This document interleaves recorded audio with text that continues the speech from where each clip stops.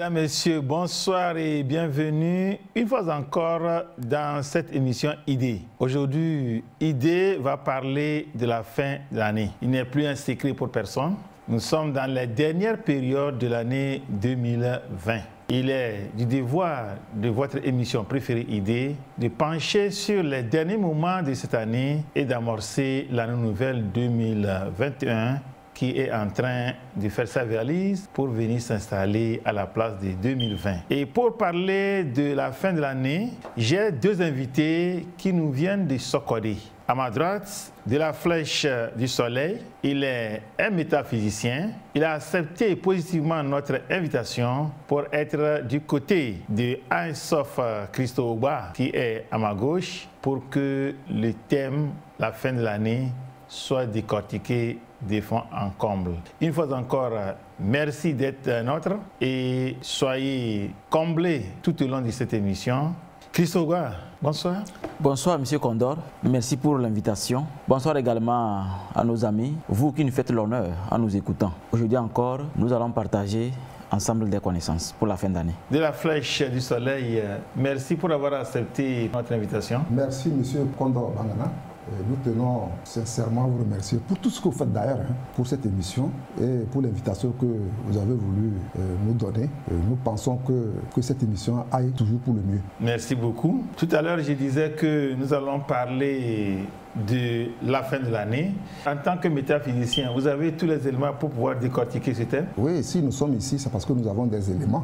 Nous ne sommes pas venus comme ça, les poches vides. Nous sommes venus pour vous parler, n'est-ce pas, de ce qui peut arriver lorsque une fin d'année arrive. Et je crois que nous avons assez d'éléments. D'abord, dans un premier temps, ce que moi je voudrais peut-être conseiller aux gens, c'est d'être prudent. La prudence à tout niveau et à tout égard. Pourquoi je le dis? Parce que le Lucifer, excusez, appelez-le comme vous voulez, diable, malin, comme vous voulez, c'est le moment précis pour qu'ils puissent, n'est-ce pas, faire assez de banque de sang et d'énergie vitale. Alors nous demandons aux gens d'être très prudents dans la pensée, parce qu'on peut tuer par la pensée, dans la parole, parce qu'on peut tuer par la parole, puis dans les actions de tous les jours, tout ce que nous faisons quotidiennement, il faudra que nous nous en méfions. Parce qu'il va prendre possession des carrefours où il y aura assez d'accidents pour pouvoir recueillir le sang. Il va prendre possession, n'est-ce pas, des bars d'Ancile, où vous allez voir qu'il y aura des revenants qui vont aller dans les bars d'Ancile. Et puis, quand vous arrivez là, si vous ne savez pas vous prendre, vous allez tomber dans les mains d'une revenante ou bien d'un revenant. Parce que c'est les adeptes de Lucifer pour pouvoir, n'est-ce pas, s'enrichir. Parce que vous savez,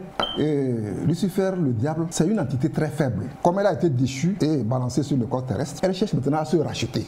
Au fait, nous sommes des dieux en miniature. Lucifer n'a aucun pouvoir sur nous. C'est lui qui nous lègue, n'est-ce pas, le droit de faire de nous ce qu'il voudrait. Alors, comme je le disais, il va envoyer beaucoup de ses adeptes sur le corps terrestre en ce moment-là pour pouvoir faire assez d'économies, de provisions, d'énergie humaine. J'entends par là le sang, le sperme, et puis d'autres énergies qui sont dans l'aura d'un individu. Il va essayer de les prendre, de s'approprier cela. Donc quand vous allez mal parler, vous allez invectiver quelqu'un en lui proférant des mauvaises paroles, vous êtes en train d'agir sur la personne et la détruire sans vous rendre compte. C'est pour cela que nous devons faire beaucoup attention, parce que même dans les foyers, il va envoyer ses adeptes là-bas, créer, n'est-ce pas, le désordre, créer la colère. Les gens seront haineux l'un envers l'autre. Et vous voyez que quand on est haineux, quand on ne s'entend pas, tout peut arriver. Et lui, maintenant, il recueille, n'est-ce pas, ce qu'il a semé. Donc nous disons prudence, prudence, prudence. Et puis je m'en vais vous donner un petit conseil, surtout pour les gens qui aiment beaucoup visiter les nightclubs, les auberges, tout cela. Faites beaucoup attention parce que, comme je parlais des revenantes, vous allez voir que quand vous allez rencontrer une revenante, le petit secret que je vais vous dire, c'est que vous allez constater que si vraiment elle est revenante, vous allez constater que son regard sera un regard fuyant. Elle ne va pas vous regarder droit dans les yeux. Donc quand vous êtes comme ça devant une situation comme ça, essayez de la regarder bien. Quand elle a un regard détourné, fuyant, c'est déjà un aspect de la chose pour que vous compreniez que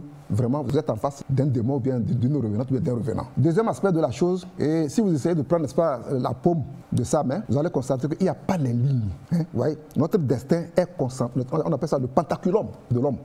Notre destin est concentré dans notre main. Lorsque vous observez qu'il n'y a pas de lignes, n'est-ce pas, dans sa main, voilà un deuxième aspect pour que vous vous rendiez compte que vous êtes en face d'un revenant. Donc, encore une fois, je pense que c'est la prudence. Il faut éviter les vitesses rouler à tombeau ouvert, faire des acrobaties sur la route. Et puis aussi, c'est là où nous demandons aux gens de parquer leurs animaux, parce que par endroit, il y a les animaux qui créent, n'est-ce pas, il y a la divagation des animaux qui crée aussi des accidents. Dans les animaux là aussi, Lucifer injecte les démons qui peuvent créer ces accidents-là, rien que par pouvoir faire des provisions de sang et d'énergie. Donc voilà, je vais m'arrêter là. Peut-être que M. Christophe aura quelque chose à ajouter là-dessus. Quand vous parlez de sa main, vous parlez de quoi? Les lignes de la main.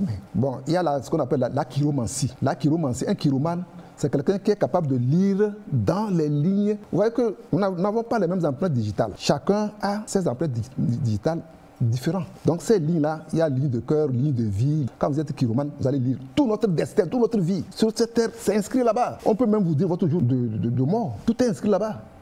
Donc les chiromanes ont cette aptitude, n'est-ce pas, de lire votre destin dans votre main. C'est surtout dans la main gauche, mais complété par la main droite. Merci. Un sauf Christogba, une fin d'année pour un métaphysicien. Une fin d'année pour un métaphysicien, dans un premier temps, lui, bon, il aime vivre avec ses racines. Donc il faut essayer de voir, on parle de la fin d'année. Alors on parle de quelle fin d'année? Parce que nous savons qu'il y a la fin d'année chinoise, il y a la fin d'année grégorienne. Et la fin d'année africaine, elle est où? En tout cas pour nous les pharaons, la fin d'année c'est le 31 octobre. Vous connaissez la date là, son importance. Et ceux qui sont aussi, ceux qui savent réfléchir vont voir que c'est de là qu'on a puisé au moins quelque chose pour nos amis de la fin d'année grégorienne. Mais quoi qu'il en soit, quelle que soit la fin d'année, elle est importante et elle revêt de voir le côté spirituel, le côté physique. Donc il faut faire un bilan. Et dans ce bilan, rappelez-vous que si votre véritable nature ne s'exprime pas dans votre fin d'année, vous allez bien sûr faire l'essentiel pour la fin d'année. Mais vous risquez de faire face à certains dégâts spirituels qui ne sont que des répétitions de vos erreurs. Parce que pour nous, le spirituel, ce qu'on veut à tout prix éviter, que les mêmes erreurs reviennent. Ça, c'est pas bien. Donc, c'est juste pour dire que la fin d'année, elle est purement spirituelle et vous devez normalement essayer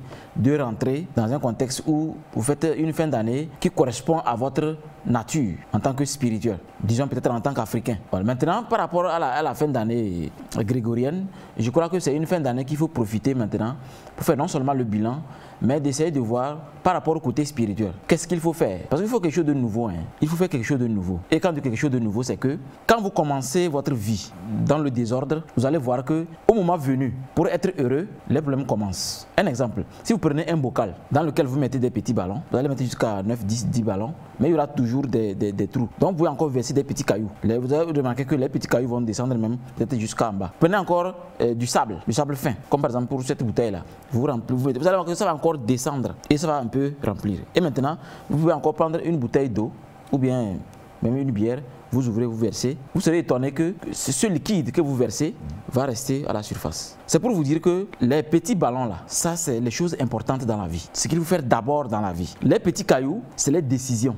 Le sable maintenant c'est des petites choses qui ne servent pratiquement à rien mais pas tellement importantes comme les petits ballons. Et maintenant par rapport au liquide, que ce soit la bière ou de l'eau, c'est pour vous dire que dans la vie il y a toujours à partager. La chose la plus importante c'est quoi? C'est le spirituel. Parce qu'aujourd'hui tout est spirituel. C'est le spirituel qui coiffe tout ce qui existe. Que vous soyez musulman ou chrétien, quand vous dormez, vous vivez un truc que quand à votre réveil vous vous demandez oh donc je rêvais. Oui, c'est la preuve que c'est ce monde qui est réel. Et ce monde coiffe et décide sur tout ce qui se passe sur le plan physique. Un accident qu'on voit physiquement, c'est déjà d'abord déroulé sur le plan spirituel. Ça c'est la loi. Donc je crois que il faut commencer par le spirituel. Il faut essayer de voir qu'est-ce qu'il faut faire pour nourrir ma personne de ma vraie spiritualité, grandir naturellement et avoir des valeurs dont les enfants vont hériter et continuer vos idéaux. Parce que nous n'allons pas laisser que les bâtiments, que nos motos, nos vélos, les voitures. Il y a les enfants qui doivent continuer normalement à véhiculer vos idéaux pour le bien de l'humanité. Oui, de la flèche parlait tout à l'heure de la prudence. Vous savez quelque chose à dire par rapport à ça? Oui,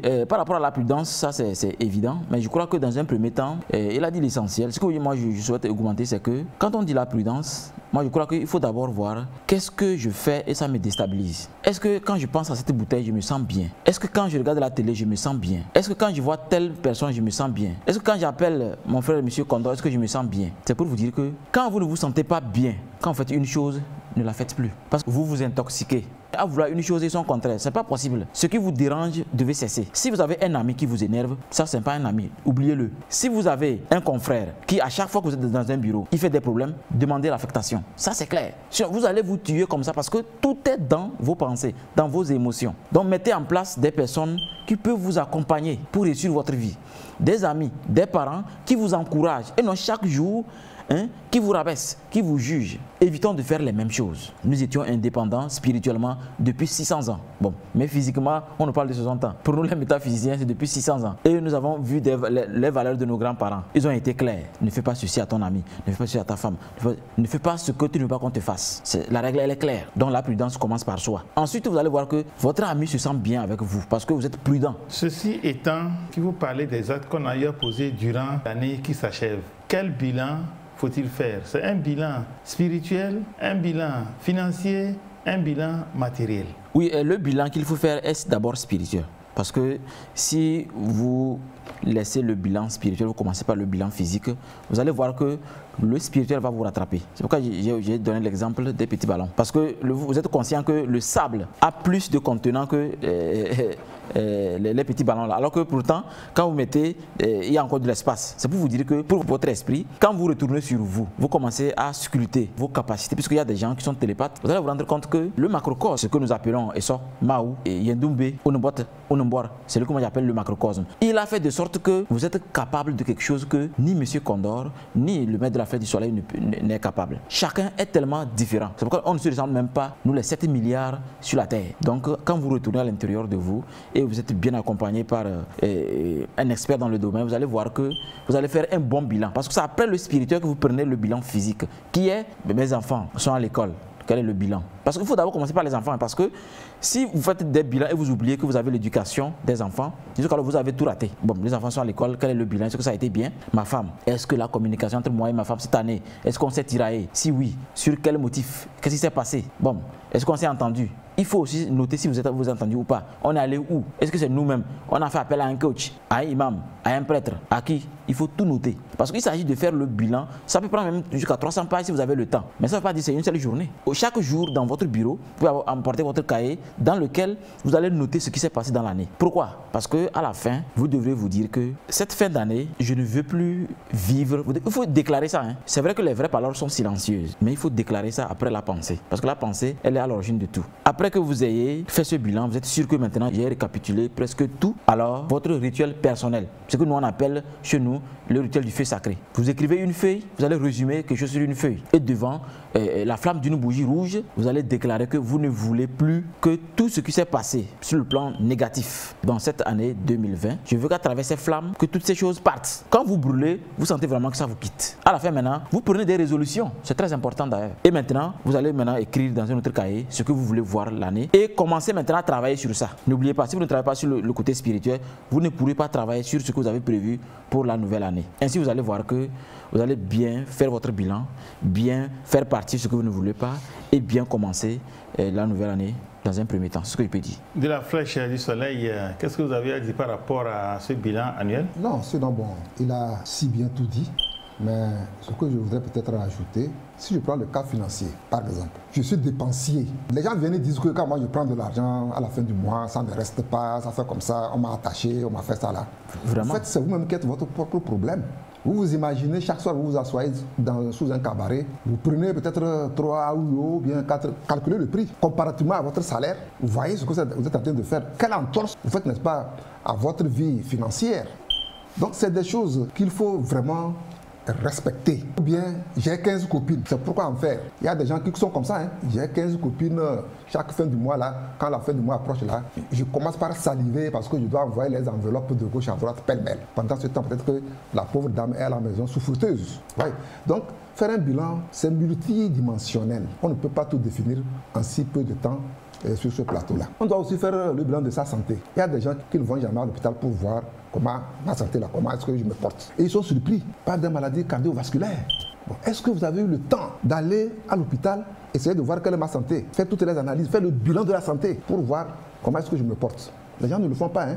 Ouais. Donc quand on dit bilan, là, c'est multidimensionnel, comme je viens de le dire, si bien qu'en si peu de temps, on ne peut pas le dire. Aussi, est-ce que je suis quelqu'un qui fait de la calomnie? Parce qu'il y a 7 péchés capitaux, quand nous parlons n'est-ce pas, de la spiritualité. Il y a 7 péchés capitaux dans la vie que nous devons éviter. Il y a l'envie, il y a la colère, il y a la gourmandise, il y a la haine, il y a la luxure. Il y a la luxure. Donc on les cite comme ça. Ça fait 7 péchés capitaux que nous devons éviter dans notre vie. La médisance, la calomnie, tout cela, on doit éviter ça. Parce qu'il y a des gens qui ne savent pas qu'eux-mêmes se détruisent. Par exemple, un haineux, quelqu'un qui ne veut pas pardonner. C'est-à-dire qu'il ingurgite, n'est-ce pas, en lui des démons. Ça l'étouffe. C'est-à-dire que c'est lui-même qui se détruit à petit feu. Si bien que son aura est bouché, il n'y a pas d'horizon. Maintenant, on va commencer par courir chez les charlatans, chez les marabouts, de gauche à droite, je ne vois rien. Parce que si vous avez la haine, Dieu a dit que pardonnez-vous les uns les autres comme je vous ai tous pardonné. Quand il y a un problème, essayez de pardonner. Quand quelqu'un ne veut pas pardonner, c'est que veut dire que la personne elle est habitée par un démon. Donc, vous allez vous-même vous auto-détruire sans le savoir. En ayant des idées, des préjugés, des pensées négatives qui ne vous donnent absolument rien. C'est pourquoi, quelque part, les gens ont dit que le rire est curatif. Le fait d'être joyeux à tout moment, de s'amuser, de rire avec les gens, c'est une thérapie. Mais quand quelqu'un est renfermé en lui-même, avec une haine, une rancune, une jalousie, et il dit qu'il ne pardonne pas, ce qui veut dire que la personne-là, elle habite en elle un démon. Donc, comme je l'ai dit, il y a beaucoup de choses qu'on ne peut pas expliquer en si peu de temps lorsqu'on parle, n'est-ce pas, de faire le bilan de l'année.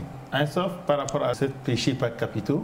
Au fait, moi, si je me rappelle bien, une fois lors de l'une de ces émissions en 99, de là, Fitzgerald avait expliqué que ce sont des esprits en chair et en os qui s'approchent de vous quand vous avez les prédispositions, quand vous avez votre aura, les permet, ils viennent. Donc c'est pour vous dire que les 7 péchés capitaux, il faut faire attention, c'est une réalité. Et vers la fin d'année comme ça devient pire, parce qu'il n'y a plus de pardon. Les gens ne veulent plus pardonner. Tout le monde est tellement vicieux, tout le monde est tellement dur, à telle enseigne qu'on oublie même que la vie, vous êtes à l'image de l'autre. Et si nous sommes à l'image de l'autre, qu'est-ce qu'il faut faire? Il faut se respecter et permettre à l'autre aussi de pouvoir avancer tout simplement. Donc je crois que quand vous savez que c'est des esprits en chair et en os, le mieux est d'avoir de retenue et ne pas avoir trop d'excès. Je voudrais, avec votre permission, essayer de donner un exemple. Quand nous prenons le cas de la gourmandise, par exemple, vous êtes un chef d'atelier ou bien vous êtes dirigeant, un chef d'entreprise ou bien quelque chose comme ça. Là. Il y a des cadeaux qu'on fait. Bon, vous êtes avec un personnel, mais vous vous appropriez tout cela. Vous ne voulez pas que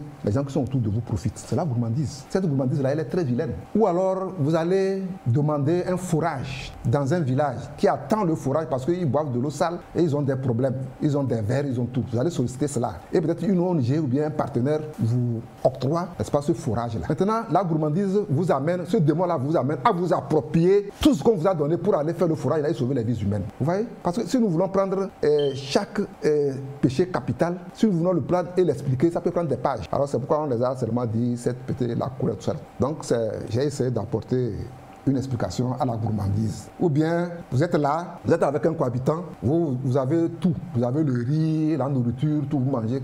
À côté de vous, il y a quelqu'un qui péniblement peine à trouver, peut-être qu'il n'a qu'un seul repas dans la journée, ou bien des fois même pas. Alors que vous mangez, il reste, vous allez jeter ça dans une poubelle ou bien au dépotoir. C'est pas bien, c'est pas bien. La charité, qu'est-ce qu'on appelle la charité? La charité, c'est un acte qui est fondamental et qui est divin.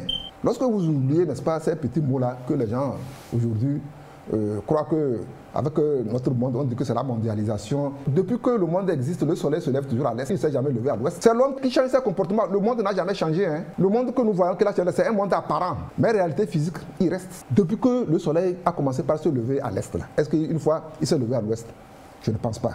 Donc c'est comme ça que nous devons voir que tout ce snobisme-là, tout ce néologisme, tout ce qui est en train de se créer là, et on dit que c'est le nouveau monde, cela. C'est toujours la part du Satan, la part de Lucifer, pour essayer, n'est-ce pas, de créer des problèmes aux humains qui n'aiment pas. Est-ce à dire que faire du bien, éviter l'envie, la colère, ce ne sont pas des injonctions qui sont adressées seulement aux religieux? Non, c'est les erreurs que les gens font. Hein. C'est des lois cosmiques, on appelle ça des lois cosmiques. C'est les lois de la nature. On ne peut pas les éviter. Si vous voulez être en harmonie. Actuellement, il y a des gens qui vivent longtemps. Bon, on ne se pose pas la question de savoir pourquoi ils vivent longtemps. Parce que c'est des gens qui ont été initiés et qui savent que si je dois bien vivre, je dois faire telle pratique, telle pratique, telle pratique. Je dois aimer mon prochain lorsqu'il est dans le besoin. Je dois donner des conseils au prochain. Parce que ce n'est pas seulement la nourriture, hein. Même les conseils. Vous voyez qu'un couple est en train de souffrir quelque part. Si vous pouvez aller arranger le couple là, vous devez le faire. Parce qu'au fait, le divorce qu'aujourd'hui nous constatons pêle-mêle par ici, par là. Dieu n'a pas accepté le divorce dans les foyers. Donc si vous pouvez apporter votre contribution dans un foyer pour essayer d'arranger le couple, c'est des points de votre élévation spirituelle que Dieu vous réserve. Hein? Parce qu'il y a ce qu'on appelle la loi du karma, il y a ce qu'on appelle la loi du dharma. La loi du dharma, c'est les récompenses que vous récoltez après un bienfait qui ne tarit jamais, dont vos enfants peuvent, n'est-ce pas, un jour hériter. C'est pour cela que nous devrions nous comporter très bien. Ce que tu ne voudrais pas qu'on te fasse là, ne fais pas ça à autrui. Et il vient de le dire ici là. Ce que tu sais que ça te fait mal là, ne fais pas ça à autrui. C'est ça. C'est une loi cosmique.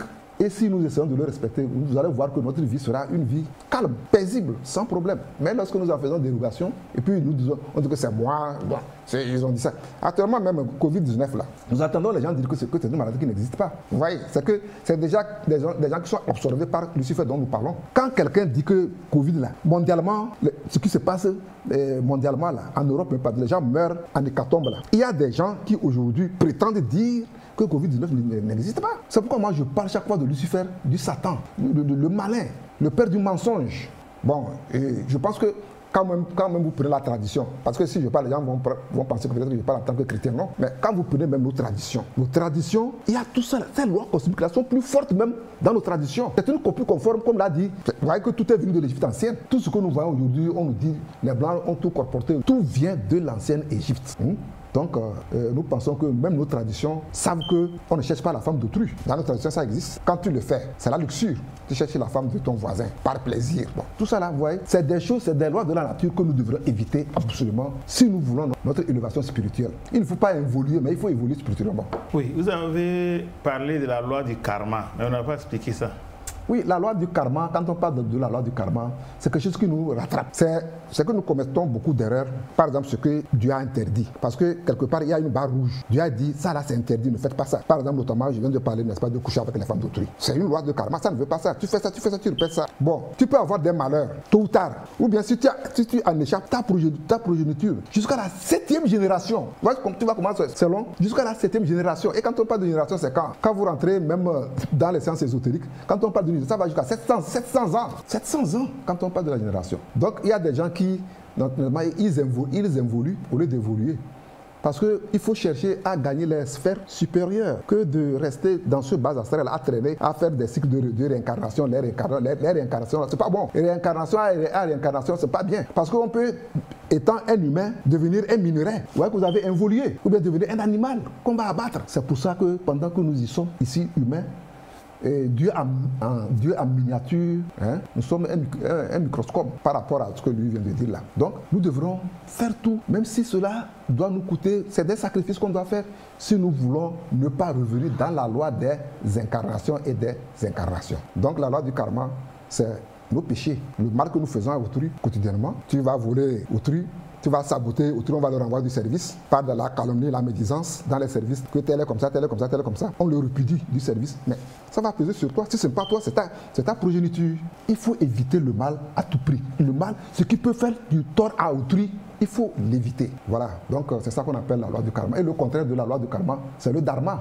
C'est-à-dire que c'est la loi des récompenses. Ce que tu fais bien, ça va te payer, ça va payer à tes enfants. Il y a des gens qui ont des enfants qui réussissent épatamment. Parce que, bon, peut-être que le grand-père ou bien l'aïeul a posé de bons actes. Et ça rattrape, n'est-ce pas, les enfants. C'est pour cela que nous disons, nous les spiritualistes, que nous avons été initiés, nous avons fait des recherches, nous conseillons les uns et les autres, n'est-ce pas, de faire en sorte d'être dans une direction honnête, être un honnête homme, éviter le mensonge, le vol, la gabegie, tout ça, éviter tout cela. Parce que cela va vous rattraper un jour. Si ça ne vous rattrape pas, demain, c'est vos enfants que ça va rattraper. Sauf Christophe. Oui, monsieur Condor, comme vous le savez bien, quand la fin d'année arrive, il y a beaucoup d'erreurs. Et les erreurs sont toujours spirituelles. Je vais vous rappeler une chose, ne l'oubliez jamais. Quand on veut rendre hommage à quelqu'un, que la personne soit née, grande, ministre, artisan, quoi que ce soit, on dit 1 minute de silence. On n'a pas dit 3, on n'a pas dit 5, on n'a pas dit 10. 1 minute de silence. Vous savez pourquoi on dit 1 minute de silence? Parce que la pensée bien concentrée, même sur un point, donne des vibrations très importante. Et c'est comme quand vous fixez quelqu'un.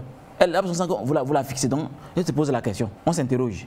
Donc, quand vous fixez l'attention sur quelqu'un qui est dans le néant, c'est dans le spirituel, elle sent qu'on rend hommage à sa personne. C'est pour vous dire qu'il y a des gens, quand il fait jour, elles se disent que je suis tellement occupé que j'aime pas le temps pour m'asseoir, me concentrer, méditer, contempler mon monde intérieur. Donc du coup, la personne elle se réveille juste et puis elle fait quelques prières en même temps rapidement et puis elle part. Et vous êtes étonné que ces personnes, elles vont aller au service, elles viennent se doucher, aller au WC, se coucher. Le lendemain, même chose. Et bizarrement, la personne, elle se dit qu'elle a un projet, un gigantesque projet qu'elle veut réaliser. Mais ça ne vient pas, ça ne vient pas, ça ne vient pas. Et elle va aller voir un marabout. On lui prépare un gros talisman. Le talisman est là, toujours rien. Il change de marabout, toujours rien. Vous avez oublié que l'énergie coule là où la tension va. Il faut que vous trouviez le temps pour votre esprit. Faites l'expérience. Pourquoi au juste vous ne dites pas, mais lui là, qu'est-ce qu'il chante chaque jour? Bon, on va essayer. Et dire après que c'est faux.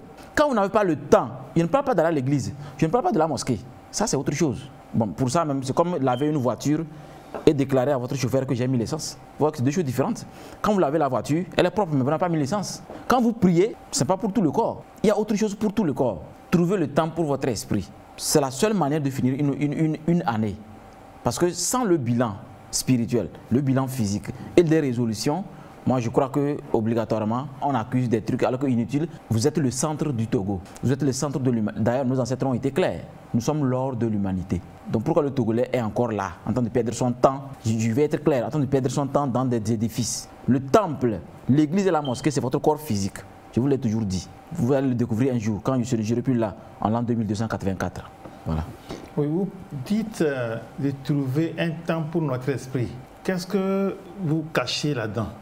Monsieur Condor, bon, c'est vrai que vous nous obligez des fois à sortir de certaines choses qu'on devait garder pour les formations. On va les sortir. Au fait, quand votre question elle est bien, ce qu'on cache dedans, c'est que, au fait, vous pouvez prendre une minute normalement pour quand même faire la prière, pour qu'elle soit efficace. Mais si la prière, dans la prière, il y a un mot qui dit « je veux ceci », vous avez échoué. Demandez tous les sages, ils vont vous dire. C'est quand vous vous dites « comment puis-je servir ?» C'est tout le secret. Comment puis-je servir? Point final. Arrêtez-vous là. Et année prochaine, à la prochaine émission de fin d'année, appelez et dites que c'est des mensonges, que je mens. Vous allez voir. C'est extraordinaire, c'est gigantesque. Comment puis-je servir? C'est-à-dire, remettez en cause votre manière d'aider. Hein. Ne prétendons pas que nous aidons le Togo, non. Il faut que je remette en cause ma façon de faire pour voir est-ce qu'il n'y a pas une autre manière de le faire. Parce que faire les mêmes choses, vraiment, ça ne nous aide pas du tout. Posez-vous la question dans votre courte prière, qu'elle soit même répétitive. Comment puis-je servir? C'est le secret. Comment puis-je servir quoi? Qui? Non, mais c'est que, comme Dieu est à notre service, et il a dit, aimez-vous les uns les autres comme je vous ai tous aimés. Il ne faut pas être égoïste, comme il vient de le dire. C'est-à-dire qu'il faut penser à autrui. Même lorsqu'on veut prier là, j'ai un camarade ou un ami qui est malade. Je dois prier pour mon ami qui est malade. Et Dieu vous bénit. Parce que, ce qu'il dit là, parce que lui, il veut sortir du cadre égoïste. C'est-à-dire qu'on ne pense qu'à soi-même, à son ventre. C'est ça toujours la gourmandise. Pensez aussi à autrui. Je viens de dire ici que ne fais pas à autrui ce que tu ne voudrais pas qu'on te fasse. Donc, vous avez un malade ou bien vous avez quelqu'un hier qui vous a dit que j'ai tel problème au commissariat ou bien quelque part comme ça. Là. Mais demandez à Dieu, n'est-ce pas, qu'il puisse, n'est-ce pas, s'en sortir. On peut vouloir parler par la bouche, mais on ne met pas la pensée autre chose qui contrarie tout ce que vous êtes en train de faire. Il a parlé, n'est-ce pas, de point de concentration. Le point de concentration, c'est qu'on ne peut pas le faire ici. On peut garder peut-être une pomme ici, je la regarde, elle va s'éclater. Parce que je me suis concentré. C'est que vous devrez vous concentrer sur autrui, mais en pensant à vous. En pensant à vous. Parce que la charité, bien ordonnée, dit-on, commence par soi-même. Et puis, ce que j'allais ajouter aussi, c'est que quand on parle de la prière, les gens ne savent pas prier. Quand les gens font des prières, ils vont voir des pasteurs. Le pasteur ne peut pas prier pour vous. Au fait, c'est la vérité que nous sommes en train de dire, hein, qu'on ne blesse personne. C'est-à-dire que la prière, elle est individuelle. La prière, elle est individuelle. Personne ne peut prier pour vous. Même on peut prier pour vous lorsque vous-même n'êtes pas conscient de vous-même. Je pense que la prière ne peut pas passer. C'est pour ça que quand vous voulez prier, la première des choses, vous devez demander pardon à Dieu. Pour toute cette journée-là, j'ai offensé X, j'ai offensé Y. Dieu, pardonne-moi. C'est par erreur, c'est par ignorance, c'est par chose que j'ai blessé. Parce que quand vous blessez quelqu'un par la parole, par l'action, bon, vous voyez que la personne, elle est mal en point. Donc, quand déjà vous faites, n'est-ce pas, cette confession à Dieu, vous voyez que déjà c'est une bonne chose. Et cela vous ouvre maintenant les portes. C'est après cela que vous allez maintenant demander à Dieu ce que vous voulez. Et comme il a dit, les gens ne savent pas prier. Parce qu'on peut demander au même instant que depuis, il y a une fille que je suis en train de chercher là-bas, ça ne marche pas. Dieu aide-moi pour que ça aille vite. Et j'ai demandé l'argent là-bas. Là, non, on ne prie pas comme ça. Il faut être objectif. Il faut être canalisé sur un objectif, sur un point bien donné. C'est comme quand vous voulez tirer une perdrix, si vous ne fixez pas bien la cible, est-ce que vous allez l'atteindre? Vous n'allez pas l'atteindre. Donc, bien orienté dans sa vision, la cible avant de tirer. J'ai voulu renchérir pour dire que les gens ne savent pas prier franchement. Au fait, comment puis-je servir? Je vais vous donner un exemple. Vous voyez, j'ai un maquereau que je nomme Être de Lumière en 2019. Quand j'ai perdu ma moto et qu'il est informé, il a dit donc de lui donner mon compte bancaire, il va me déposer 500 000 pour acheter la moto. Il dit bon, donc après il veut lui payer. Que non, que c'est juste, c'est un cadeau. Il dit oh, comment un cadeau? Que non, c'est un cadeau parce que, au fait, on est venu voir l'argent et nous allons partir laisser l'argent. Et il a été clair avec moi en me disant qu'il a découvert les raisons pour lesquelles lui il est sur la terre. Chaque fois que son oreille est au courant de quelque chose, lui il doit débourser ce qu'il faut. Donc 500 000 gratuitement, il me l'a donné en disant que lui, son objectif, c'est ça. C'est ça. Parce qu'il en a. Hein. Donc pourquoi en avoir et quelqu'un souffre à côté, comme disait de la fête du soleil. Quand vous en avez et vous vous taisez parce que vous voulez en avoir d'abord, vous devenez toxiquant pour vous. C'est comme quelqu'un qui met de l'acide sur son habit. Comment puis-je servir? C'est-à-dire c'est une façon vraiment sacrée d'avoir des horizons. Savoir que le mal n'est pas bien, ceci n'est pas bien, en faisant ceci, ceci n'est pas bien. Et à chaque moment que vous posez cette question, sincèrement, dans vos prières, vous allez voir que tout ce qui vous permet de faire du mal aux autres disparaît dans votre vie. Et quand ça disparaît, ce n'est qu'en ce moment que les bénédictions apparaissent. C'est en ce moment que les bénédictions apparaissent. C'est pour vous dire que si aujourd'hui, le mot « comment puis-je servir » doit être compris, c'est que un docteur qui veut prendre la place du menuisier est en train de créer un désordre cosmique. C'est vrai qu'il y a des factotums, mais dans un premier temps, il faut vous rappeler que chaque être humain doit vivre de ce qu'il sait faire. Ce que vous savez faire, personne ne peut vous l'arracher. Mais si maintenant vous oubliez votre ventre et vous voulez maintenant observer par exemple le Togo, là vous êtes obligé de faire appel aux autres comme un balai pour soulever quelque chose et ensemble aider vraiment. Mais si toujours votre ventre, je suis désolé, quelles que soient vos valeurs, les gens vont souffrir de vos relations. Voilà. Merci beaucoup pour cet éclaircissement. Nous sommes en train de finir une année spéciale, une année pandémique. La Covid-19 a tout chamboulé. La Covid-19 a tout bouleversé. Dans cette période de fin d'année, qui ne sont pas comme les périodes des années antérieures, comment un métaphysicien peut aider le commun des mortels à faire son bilan dans une année pandémique comme celle-ci? La Covid-19, nous les spécialistes, nous les chercheurs en sciences ésotériques, les parapsychologues, nous croyons que Covid-19 là, c'est une maladie carrément spirituelle. C'est comme ça que nous raisonnons. Parce que quelque part, Dieu est fâché de nos comportements. Et regardez Sodome et Gomorrhe, si nous prenons la Bible, qu'est-ce qui avait fait disparaître de Sodome et Gomorrhe? C'est l'homosexualité. Aujourd'hui, il y a des pays africains qui sont en train d'accepter qu'il y ait l'homosexualité en Afrique. Ça, c'est grave. Je vous dis que c'est très grave. Il y a la nécrophilie, il y a des gens qui dorment avec les cadavres. Mais ça, c'est grave. Il y a la pédophilie, des gens qui dorment avec les petits-enfants, les petites-filles. C'est des choses qui sont très, très, très graves. Il y a la zoophilie. Vous allez voir une femme richissime en Europe avoir comme mari un chien, un cheval. Vous ne voyez pas que l'homme a évolué. Regardez les animaux de la basse-cour. Vous avez vu une fois la pintade monter la poule, ils se connaissent. Mais pourquoi l'homme a évolué comme ça?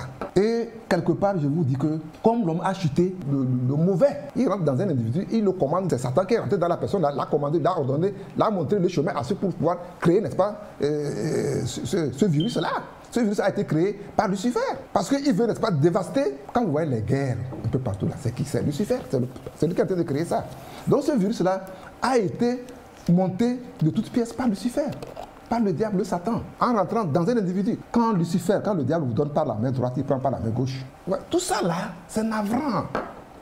Ça veut dire que ça embaume, ça veut dire que ça pollue la nature, ça pour notre environnement cosmique. Vous voyez, non? Donc aujourd'hui, nous, les chercheurs en sciences ésotériques, nous avons compris que cette pandémie, elle est vraiment diabolique. Actuellement, l'OMS nous a demandé les mesures barrières. Les gens ne respectent plus les mesures barrières. Les gens ne respectent plus les mesures barrières. Les États ont tout fait pour dire mesures barrières, mais quelque part, les gens veulent politiser ça. Et nous mourons. Ça veut dire que le mal est là. Et on nous dit de vivre avec le mal. Bien sûr, on va vivre avec le mal, mais jusqu'à quand? Il va falloir que nous changions absolument nos comportements de tous les jours. Ne pas faire des bêtises. Dans la tradition africaine, lorsqu'il y a des problèmes comme ça, là, les vieux se retrouvent quelque part. Et il y a des forêts sacrées, il y a des lieux sacrés où il faut aller faire, n'est-ce pas, des cérémonies. Ça, c'est traditionnel.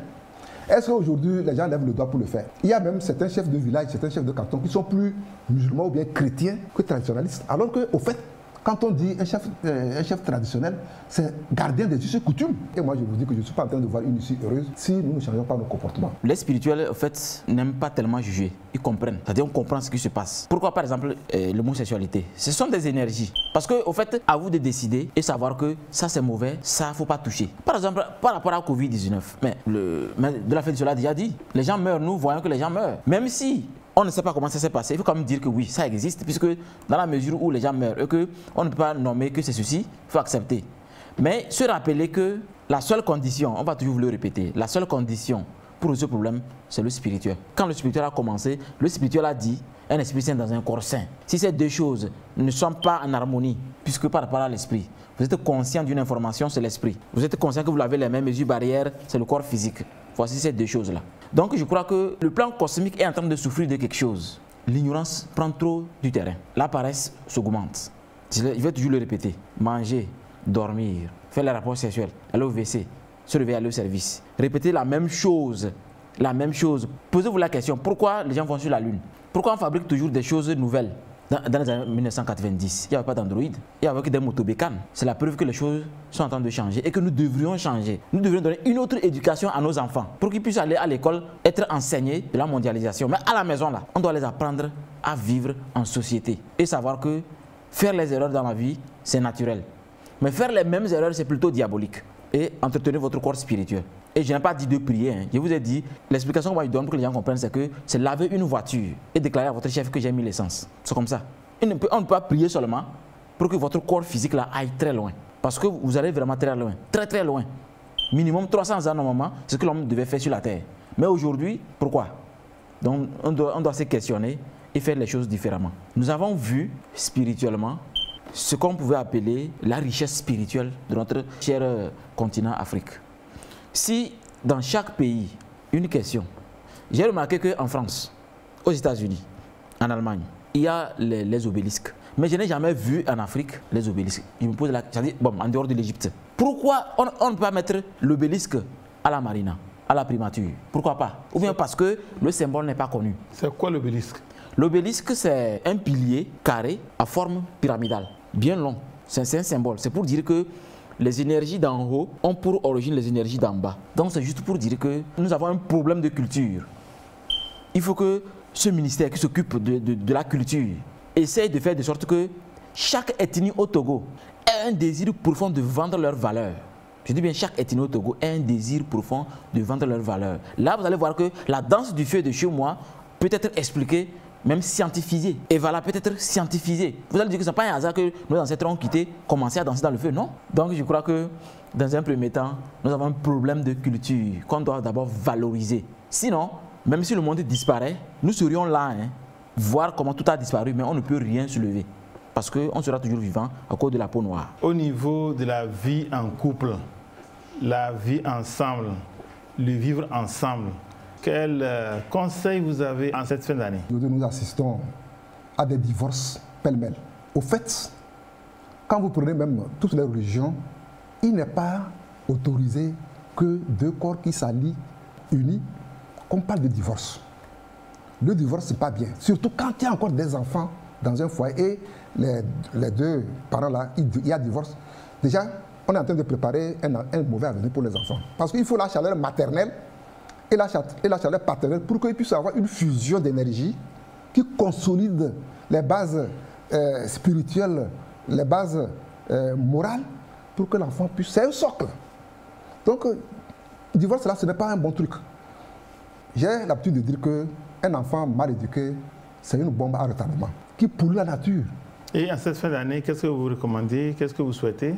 Je souhaite, pour cette fin d'année, pour les couples, d'avoir la communication. Parce que la communication, elle est très, très, très importante dans tout foyer. Lorsque votre conjoint ou bien votre conjointe vous agresse ou bien vous fait du mal, en Afrique, on dit que tout se passe sous l'arbre à palabre. C'est sur le consensus entre vous. Essayez de vous asseoir et de discuter. Et que, quelque part, il y a des compromis. Que, quelque part, quelqu'un accepte que j'ai tort. Que non, ça là, je ne vais plus refaire cela. Le temps qui nous est imparti touche déjà à sa fin. On ne peut pas vous laisser partir, nous deux métaphysiciens venant du Sokodé, sans vous arracher votre dernier mot. Je commence par de la flèche du soleil. Je demanderais qu'on s'auto-évalue. L'auto-évaluation vous amène à savoir ce que vous avez fait de bien ou bien de mal l'année qui est passée pour que vous renaissiez de nouveau pour l'année qui va arriver. Donc il faut, n'est-ce pas, la purification. La fin d'année est arrivée. Je vous invite à une chose très importante. Il faut s'auto-analyser. Il faut remettre en cause vos idées. Il faut remettre en cause vos relations. Il faut remettre en cause votre façon de servir. Ensuite, permettez à ce que les personnes compétentes puissent vous aider à exécuter ce qu'on appelle le rituel de fin d'année, qui n'est rien d'autre que l'exorcisme de personnalité. Parce que quand vous exorcisez votre personnalité, vous devenez nouveau. Vous tournez la page. Vous vous dites à vous-même que ce que je viens de tourner, ce que je viens de brûler, je ne veux plus voir ça. Et vous êtes bien concentré sur ce que vous voulez. Je vous remercie.